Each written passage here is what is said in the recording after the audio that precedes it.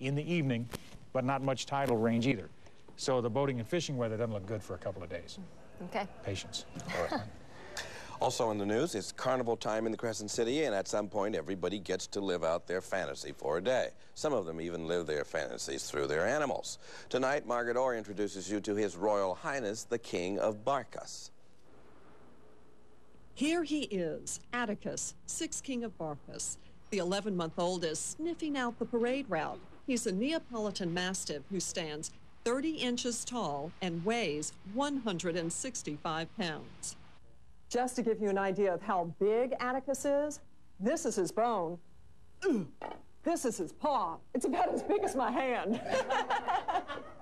He wants the bone. See you, Atticus. And what Atticus wants, Atticus gets. He likes to teeth on 2x4s. Frank Godshaw and David Bruce are the owners. He got to be King of Barkus because his owners have helped out with the crew of Barkus for the last few years, and they honored us with allowing our dog to be king this year. So the two are hard at work on the King's Float, which is a Titanic pirogue. The theme this year, Tailtanic, dogs and children first. As for the white stuff underneath, that's our iceberg. Margaret, can't you tell? the mantle is an incredible $70 find, complete with a sequined St. Louis cathedral and a crawfish. The plan is for Atticus to sit in the pirogue, wear the mantle and the crown. Of course, the Titanic wasn't supposed to sing. Hail Atticus, King of Barkus. Margaret Orr, Channel 6 News. Better put a strap on that crown. For information on the Barkus Ball and Parade, you can call 581-BARK. And tomorrow night, we'll introduce you to the Queen of Barkus. I didn't realize there was a queen, too. Oh, yeah. Oh, yeah. We're going to see the king and the queen. Still ahead, the Saints sideline. We'll have some new faces next. Button. And now for some news, some really doggy news. Let's go over to Melanie, who's got the king and the queen of Bow Wow Barkus.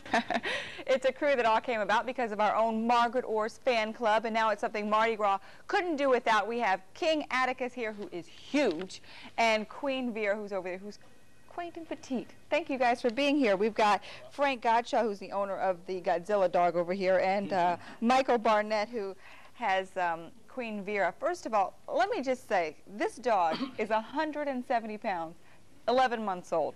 How much does this dog eat, real quick? He eats about 40 pounds a week of dry food and about 8 cans a day. Dang. So he eats a lot of food. And we don't want to talk about what you have to clean up after that. No. Okay. Okay, let's go over to Queen Vera. She's actually really calm around King She likes Atticus. all this publicity and hanging out with him. Okay, so they've gotten along pretty well because there's a big size difference going on here. They growled at first, didn't they? Right. It's sort of one of these arranged marriages. They're beginning to like each other now. Royal arrangement. Let's talk about the crew of Barkus. What sort of things do they have to do? I mean, they're royalty. They're the doggy royalty going on here. So what do they have to do on Sunday? Well, on Sunday, basically, I guess all they have to do is stay in their float and lead the parade, right? And lead the parade. Okay. How did they get here? Is it because they had to audition, or? Well, for the king, he was nominated as king because my partner David and I have worked a lot for the crew of Barkus, and we've helped them for the last few years. So they honored us by voting our dog King of Barkus.